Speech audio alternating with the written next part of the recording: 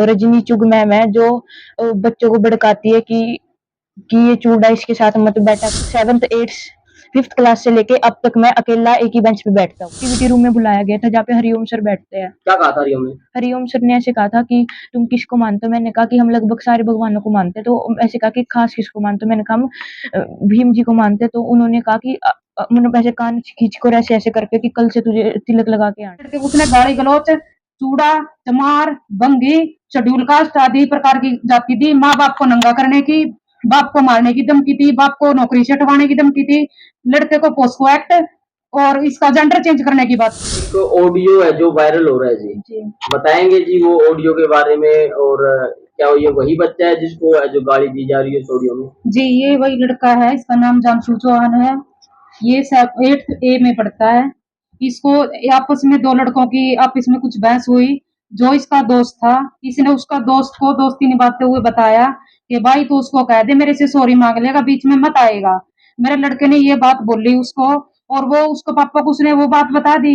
उसके लड़के ने मेरे लड़कों को रात को कॉल किया करीब 8-9 बजे के। तो मेरे लड़के को उसने गाली गलौच, चूड़ा, चमार, बंगी, शेड्यूल कास्ट आदि प्रकार की जाति दी। माँ बाप को नंगा करने की, बाप को मारने की धमकी दी, बाप को नौकरी से हटवाने की धमकी दी, लड़के को पोस्को एक्ट और इसका जेंडर चेंज करने की बात की है। जो ऑडियो में वो बातें हुई थी वो इस बच्चे के साथ हुई इस बच्चे के साथ हुई थी जी। बेटा आपका क्या नाम है? जानशु चौहान। जानशु चौहान। अच्छा, आपको पता है एक ऑडियो वायरल हो रहा है? हाँ जी अंकल। उसमें आप ही हो? हाँ जी अंकल। वो जो अंकल जो गालियां दे रहे हैं वो आपको ही दे रहे हैं? हाँ जी अंकल। बताएंगे क्या कुछ हुआ था उस दिन, क्या अंकल जी बातें? जो दो बच्चों की लड़ाई हुई थी स्कूल में, तो एक मेरा दोस्त है जीवांश, मैंने उसको कहा कि भाई तू उससे सॉरी मांग ले वरना वो उसका कोई बड़ा भाई अंश लोहान है, मैंने उसको ऐसे कहा। तो करीब 8-9 बजे उसका फोन आता है कि एक बार मेरे पापा से बात कर ले। तो उसके पापा मुझे गालियां देने लग गए। तो फिर मैं उसके पापा से सॉरी मांगने लगे। नहीं अंकल कुछ नहीं होता, वो मुझे स्कूल के बाहर नंगा करने की धमकी दे रहा था और कह रहा था कि 25 बंदे आएंगे स्कूल के बाहर, आज ही उस तेरे अंश लोहान को भी ले आइयो। अच्छा, तो ये सारी बात आपके साथ हुई थी? हाँ जी अंकल। ठीक है। अच्छा, एक वो टीचर का भी नाम ले रहे हैं? हाँ जी अंकल। कौन टीचर है जो उसका दोस्त है जो गाली दे रहा है? हरिओम कौशिक। हरिओम कौशिक। वो उसका क्या रोल है इसमें? वो हमारे स्कूल के सुपरवाइजर है। वो हमारे स्कूल में हमको अन्य प्रकार की जाति सूचक गाली देते हैं, जैसे तू चूड़ा है, तेरी औकात नहीं है इस पढ़ने की। और उस लड़के के पापा के दोस्त है जो स्कूल के बाहर खड़े होके मुझे मारने की धमकियां देते थे। एक दिन मेरे दोस्तों ने मुझे परना उड़ाकर वापस से ले जाया कि तू रहने दे, ये तेरे मारेंगे। और मेरे ऑटो वाले ने भी देखा है। अच्छा, तो आपने कभी घर बताया नहीं आपके साथ स्कूल के अंदर ये हो रहा है? वो हम मुझे ऐसे कहते थे कि रिकॉर्डिंग डिलीट कर दे, अगर तू नहीं करेगा तो तुझे बाहर नंगा करूंगा और तेरे पापा को नौकरी से हटवाऊंगा। कौन सी रिकॉर्डिंग की बात कर रहा है? जो फोन में धमकी दे रहे थे उस रिकॉर्डिंग की। उसको कैसे पता चला कि आपने रिकॉर्डिंग कर रखी है? नहीं, जो उसने गाली दी है ना उसकी वजह से वो कहता था कि रिकॉर्डिंग डिलीट कर दियो वरना तेरे माँ बाप को मारेंगे हम। वो अंकल कहता था? हाँ। क्या नाम है उस अंकल का? दीपक शर्मा। और उसकी लड़की भी क्राइस्ट राजा कॉन्वेंट स्कूल में पढ़ती है जो नरवाना रोड पे है। उसका और एक लड़का है दीक्षांत, जो उनका कुछ चैटिंग वगैरह पकड़ी गई है और उसमें मेरा नाम धक्के से बीच में आया गया ताकि मुझे स्कूल से निकाल दिया जाए।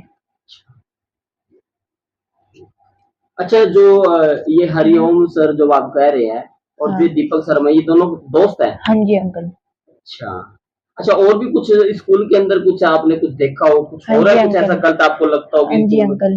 कई दिन पहले मेरे एक बच्चे ने प्राइवेट पार्ट में मुक्का मारा, तो हमारी जो प्रिंसिपल ही था सिस्टर नन, मैं उनके पास गया कि सिस्टर ऐसे ऐसे बात हुई। तो सिस्टर ऐसे कहती लिखित में दे दो, तो मैंने लिखित में दिया, उस पर भी कोई एक्शन नहीं लिया बल्कि उल्टा ही मुझे धमका दिया कि तू चूड़ा है, तेरी क्या औकात है, ऐसे कह के। किसने बोली ये बात? सिस्टर हीता ने। सिस्टर हीता। ये बोली होगी? हाँ, और साथ में उनके हरिओम कौशिक सर भी थे। अच्छा अच्छा। अच्छा, कुछ और टीचर्स कुछ कहते हैं? हाँ कुछ जी। और बातें कुछ? और रजनी चुग मैम है जो बच्चों को भड़काती है कि ये चूड़ा इसके साथ मत बैठा करो, जिसकी वजह से 6th 7th 8th 5th class से लेके अब तक मैं अकेला एक ही बेंच पे बैठता हूँ। अब तक हाँ जी सर। आपने पूछा नहीं कभी मैडम से कि मैम मैं पूछता तो वो ऐसे कह देते कि तू शरारती है इसलिए हम तुझे आगे बिठाते हैं। अच्छा, तो फिर आपको कैसे पता है कि मेरे को मैं कास्ट को लेकर ये ऐसा करते हैं? क्योंकि वो कास्ट के बारे में बच्चों को भी कहते हैं, वो बच्चे मुझे आके बताते हैं कि मैम तुझे मुझे ऐसे कह रही थी तेरे बारे में।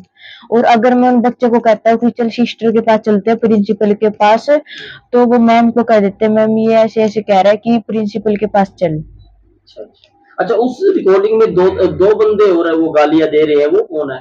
एक तो जो उसकी उसका भाई है जीवांश का, और उस लड़की का दिवांशी का, और एक को नहीं पता, एक वो दीपक शर्मा है।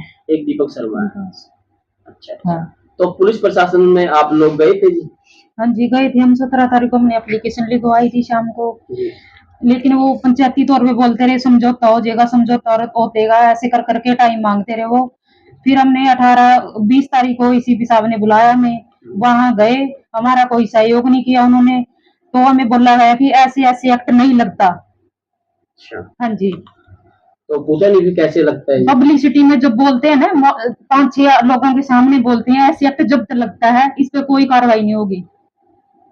अच्छा, आपके सामने कब आई ये ऑडियो रिकॉर्डिंग? ये आई मेरे को पास 17 तारीख को, 17 मई को। 17 मई को। और ये था मामला कब, कितने तारीख 7 मई का। 7 मई को। जी। इस बीच में स्कूल में आप लोग, सुनने में आया है, मेरे सूत्रों से पता चला कि आप माफी भी मांग के आए हैं? जी, हम 16 तारीख को स्कूल में गए हैं करीब 4 बजे शाम को। वहां से पहले 10 लोग बैठे हुए थे, जिसमें रवि चोपड़ा की पत्नी और रजत शोरान जो एडवोकेट है, वकील है, और 2 सिस्टर थी, एक स्कूल की अध्यापिका थी, क्या नाम, अंकिता डिल्लो। हाँ जी, ये मौजूद थी वहां पे। उन्होंने हमसे जबरदस्ती सुनाया, और दीपक शर्मा ने थोड़ी सी वीडियो कट करके, जब जो मेरे लड़के ने बोला है कि वो उससे माफी मांग ले वरना वो बंदे बुला लेगा, सिर्फ यही बात पे हमसे माफी मंगवाई। मेरे घर वाले ने उनके पैर भी पकड़े, जो कि वहां पे कैमरा लगा रहा, ऑडियो भी है, वीडियो भी है। आप पकड़वाए गए? हाँ जी, हमसे पकड़वाए गए, और मेरे से जबरदस्ती उसने रजत शोरान ने मेरे से लिखवाया है, बिल्कुल ये लिखो ये लिखो ये लिखो। इस स्कूल का कौन सा मामला, क्या नाम है उस स्कूल का? Christ Raja convent school, Narwana road. Narwana road. जी। तो अभी सर आप इनके पिताजी जी, तो क्या कुछ अभी चल रहा है इस मामले में? जैसे कि बता रहे हैं कि बच्चे को जाति सूचक वहां पर गालियां दी जा रही, इसको बुली किया गया है, कभी आपको बताया नहीं बेटे ने? जी एक बार बताया था इसने कि पापा ये तिलक लगा के जाने लग गया स्कूल में। अच्छा। तो मैंने पूछा बेटा ये क्या है, स्कूल में ऐसे निकलता, क्योंकि मैं भी सर एक टीचर हूँ, देखो स्कूल की कुछ वो होती है। तो नहीं पापा वो हरिओम सर बोलते हैं। मैं बेटा क्या बोलते हैं? अगले उन्होंने बोला कि तुम किस किस चीज को मानते हो, किस देवता को मानते हो? सर इसने बोला कि हम तो अम्बेडकर को मानते हैं। तो उसने मेरे को कान पकड़ के कहा कि कल तिलक लगा के आना और जय श्री राम बोल लेकर, ना कि अम्बेडकर को। बेटा ऐसे हुआ था?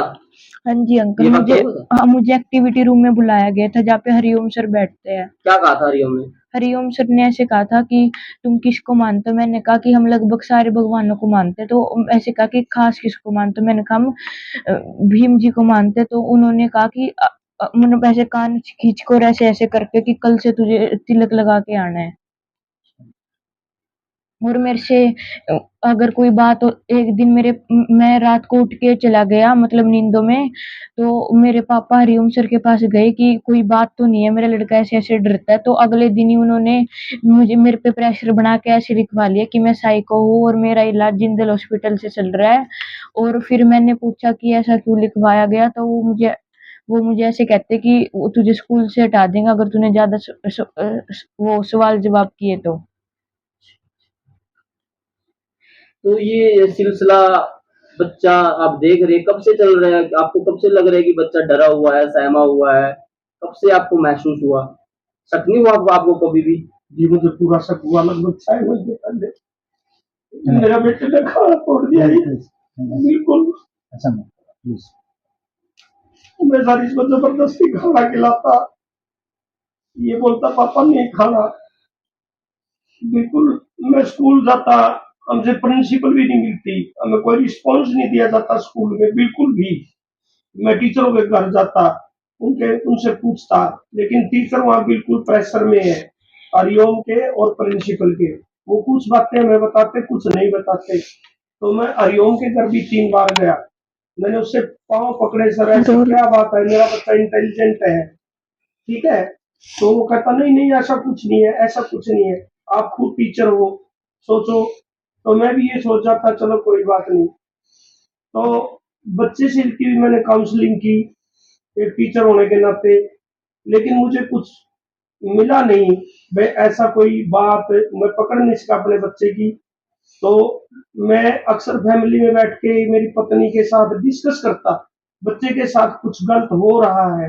मैं स्कूल भी जाता, मैंने टीचरों को पर्सनली फोन भी किए, जिनकी रिकॉर्डिंग है मेरे पास, भाई मेरे बच्चे के साथ कुछ गलत हो रहा है। वो समझते तो थे बात को, वो कहते नहीं सर ऐसा कुछ नहीं है, कोई बात नहीं, मैं हूँ, हम देख लेंगे। मुझे अक्सर ऐसा बोला जाता था। क्लास इंचार्ज से मैं अक्सर बात करता था। सर अभी क्या चल रहा है अभी इस मामले में? इस मामले में एफआईआर हुई है अभी? नहीं, एफआईआर नहीं हुई है। कितने दिन से चल रहा है ये मामला? ये मामला सर पुलिस की संज्ञान में 17 तारीख को आ गया था। हाँ, हमें एएसपी मैडम ने बुलाया था, वहाँ हमारी कोई खास बात नहीं सुनी गई। क्या कहा उन्होंने? उन्होंने ये कहा ये SC एक्ट ऐसे थोड़े बनते हैं, ठीक है, और वो स्कूल है, उसकी मर्यादा भंग मत करो आप। सर क्या कुछ कहेंगे जैसे इस बच्चे के साथ एक स्कूल के अंदर है जो बुली किया जा रहा है, जाति से गाली दी जा रही है, प्राइवेट पार्ट है जिसके काटने की कही गई है इस बच्चे की, ऑडियो आपने सुनी होगी। मैंने ये ऑडियो सुनी और बच्चे को पर्सनली जो है वो बात की मैंने इनसे, सारे मामले की जो है गंभीरता से मैंने इसके ऊपर जो है बात की इनसे, और सारा मामला जो है मैंने अपने संज्ञान में लिया।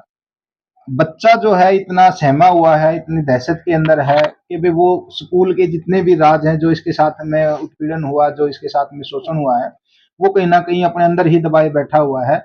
जब मैंने इनसे पूछा तो कहीं ना कहीं मेरे खुद के बदन में है ना कहीं रोंगटे खड़े होने लगे, गुस्सा इतना आ गया था, उत्तेजना इतनी हो गई थी कि भाई आज 21वीं सदी में जिस देश को हम विश्व गुरु के नाम से जानते हैं, उस देश के अंदर 21वीं सदी के अंदर हम जी रहे हैं, उसके अंदर भी आज इस प्रकार के जो हालात पैदा हो गए हैं कि एक बच्चे को अपनी पढ़ाई करने के लिए उन लोगों का शोषण का सामना करना पड़ता है। आज भी जातीय भेदभाव का जो है सामना करना पड़ रहा है।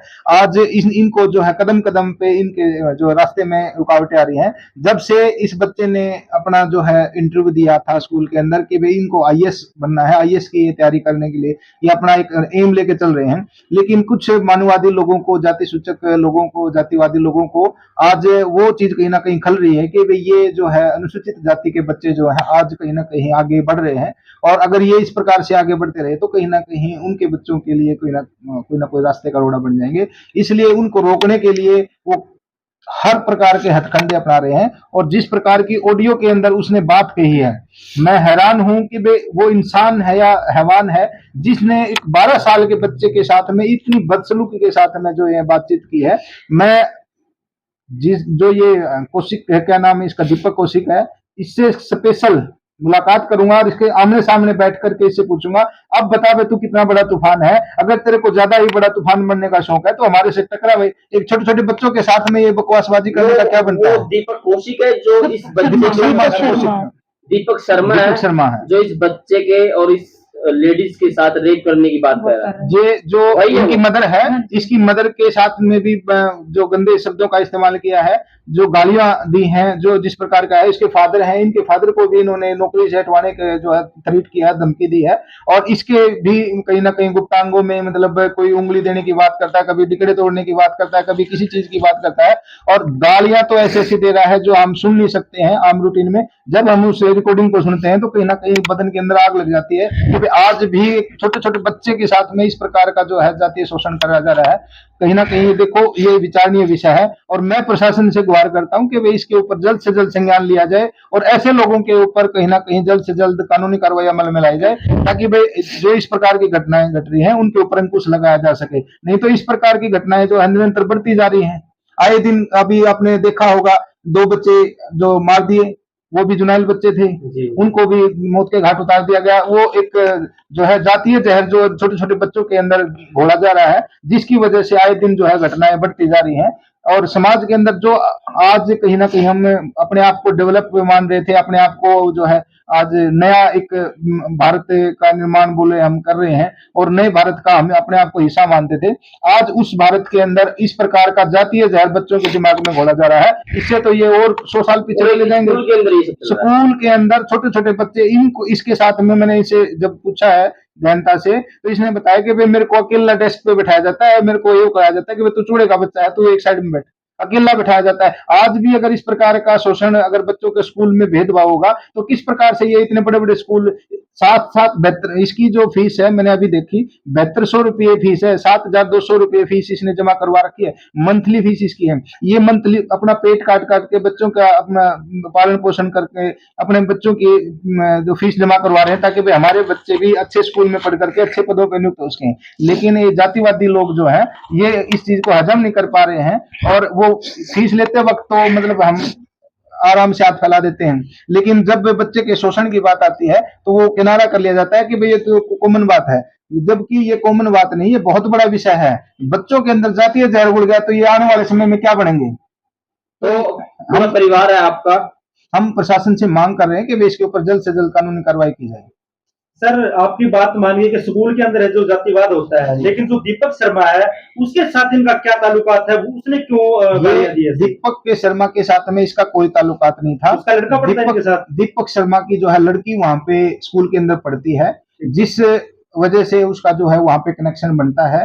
एक इसका फ्रेंड है जो इसका क्लासमेट है, उसके साथ में जो इसकी अच्छी दोस्ती थी, उसको इसने फोन करके कुछ बात थी, किसी का डिस्प्यूट था, उसको लेकर के इसको समझाया था कि भाई हम पढ़ने लिखने वाले बच्चे हैं, हमें इन मामलों में नहीं पढ़ना है, आप उनसे दूर रहो, आप उनसे माफी मांग लो, अगर कोई मामला है तो उसको सॉल्व आउट कर लो, हमें पढ़ना है और इन मामलों में नहीं बढ़ना है।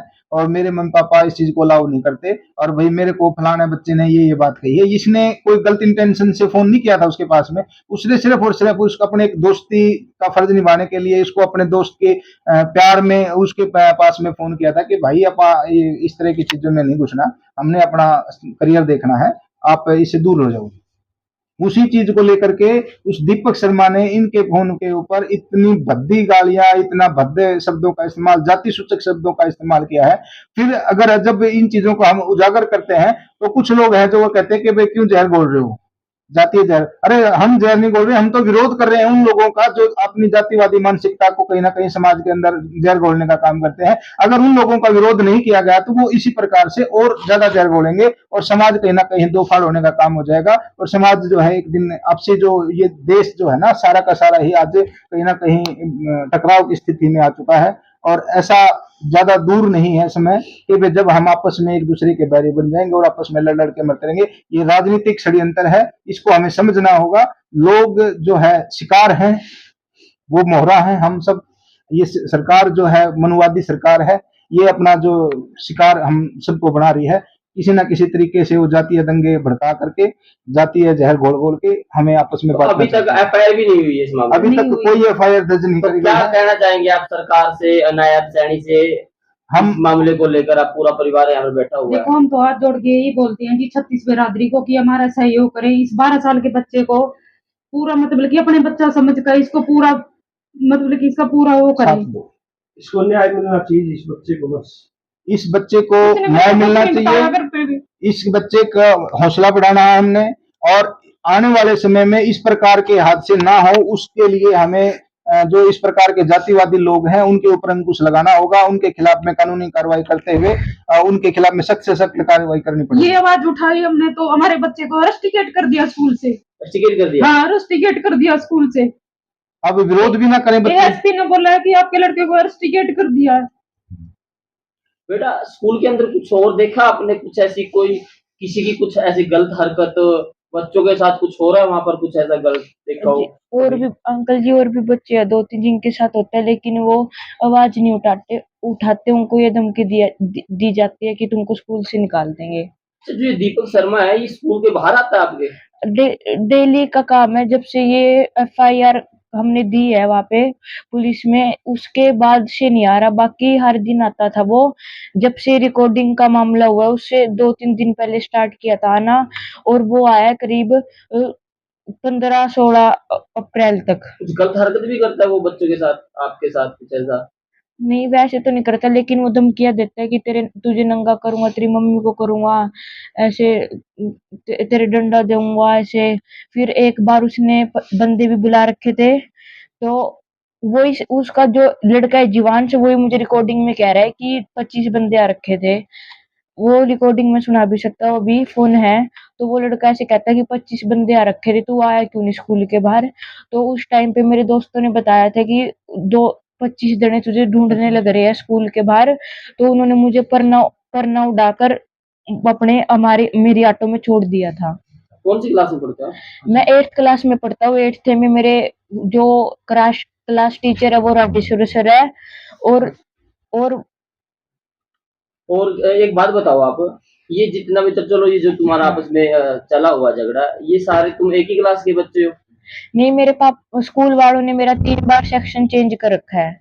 नहीं मतलब सारे हो तो 8वीं 9वीं क्लास के हाँ, बच्चे? 8th क्लास के बस एक बच्चा है जो 9th क्लास का है। बस, हाँ जी अंकल। ठीक है। अभी किसी का प्रेशर भी आपके ऊपर भाई समझौता करवाने के लिए, इसलिए भाई आप समझौता कर लो? हाँ जी, चारों तरफ से आ रहा है, मैं समझौता कर लो, समझौता कर लो, लेकिन हम नहीं करे समझौता। में लड़ाई लड़नी है, चाहे कहीं तक लड़नी पड़े। हमें अपने बच्चों को इंसाफ दिलवाना। वो एक लेडीज को नंगा करने की बात कर रहा है, पूरे समाज की लेडीज हैं, क्या एक ऐसी समाज की लेडीज को नंगा करेगा वो? पूरी लेडीजों ने मिलकर आवाज उठानी चाहिए। नंगा करने की बात कर रहा है। आज ये मेरे बच्चे के साथ कर रहा है, मेरे साथ करे, कल किसी और दूसरे के साथ करेगा ये। अगर ऐसी गैर मानसिकता वाले लोग और ऐसी बात अगर कोई जो है एक साधारण व्यक्ति करता, एक अनपढ़ गंवार आदमी करता, तो हम कहीं ना कहीं उसको ये मान सकते थे कि भाई इसकी मानसिकता इतनी नहीं है कि भाई इसको समझ नहीं है सही गलत की। एक डॉक्टर है, उसने अपना क्लिनिक खोला हुआ है, आए दिन समाज के अंदर रह रहा है, समाज दिन लोगों को डील और कर क्या रहा नाम है। है डॉक्टर का? दीपक शर्मा। इसका क्लिनिक है? क्लिनिक है, खुद का प्रकाश क्लिनिक है, शर्मा के प्रकाश नाम से। शर्मा के नाम से प्रकाश क्लिनिक है हॉस्पिटल। इनका। कहाँ पर है? पटियाला चौक जो अपना पुल है, पुल के साइड में क्लिनिक है उसका। वहां पे उन लोगों से डील करता है, समाज के अंदर रह रहा है, एक पढ़ा लिखा व्यक्ति है। वो अगर इतनी गिरी हुई मानसिकता रखता है, तो आप कल्पना कर सकते हो कि भाई आम साधारण व्यक्ति कहाँ तक बच पाएगा उससे। तो मैं तो आप लोगों के माध्यम से प्रशासन से भी अपील करता हूँ और जनता से भी अपील करता हूँ कि ऐसे लोगों के खिलाफ में सख्त से सख्त कदम उठाना पड़ेगा, ताकि वे इस प्रकार की घटनाओं के ऊपर अंकुश लगाया जा सके। अभी तक FIR भी नहीं हुई है? अभी नहीं हुई तक थी। FIR दर्ज नहीं हुई है, सिर्फ और सिर्फ आश्वासन चल रहे हैं, एक ढकोसला बना रखा है, ताकि वे कहीं ना कहीं परेशान होकर के ये अपने आप ही कॉम्प्रोमाइज की तरफ चले जाएं और ये मामला यहीं की यहीं दफा दफा हो जाए। जबकि ये स्कूल जो है, ये स्कूल का ही सारा का सारा जो है खेला हुआ खेल है। स्कूल उनको प्रोटेक्ट कर रहा है, स्कूल की तरफ से उनका पूरा जो बचाव किया जा रहा है, ताकि वे उनका स्कूल की बदनामी ना हो।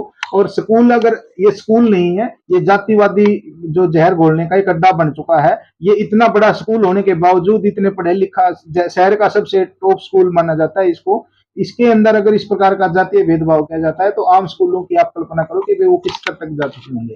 तो मैं तो आप लोगों के चैनल के माध्यम से सभी से अपील करता हूं कि ऐसे लोगों का जहां तक उसके विरोध करो और उनको समाज के सामने लेके आओ, और प्रशासन से अपील करते हैं कि सख्त से सख्त कानूनी कार्रवाई अमल में लाओ। सर, कानूनी कार्रवाई नहीं हो पा रही है तो आप अगला कदम क्या रहेगा? अगर हम जो समय दिया हुआ हमारे को, हम उस समय तक इंतजार कर रहे हैं। नहीं तो अगर हमारे को अल्टीमेटम तक अगर इस पे कार्रवाई नहीं होती है, तो हम बड़े से बड़े प्रोटेस्ट के लिए तैयार हैं, बड़ी से बड़ी कुर्बानी के लिए तैयार हैं। जहां तक हमें लड़ना पड़ेगा हम वहां तक अपनी लड़ाई लड़ेंगे, लेकिन हमारे कदम पीछे नहीं हटेंगे।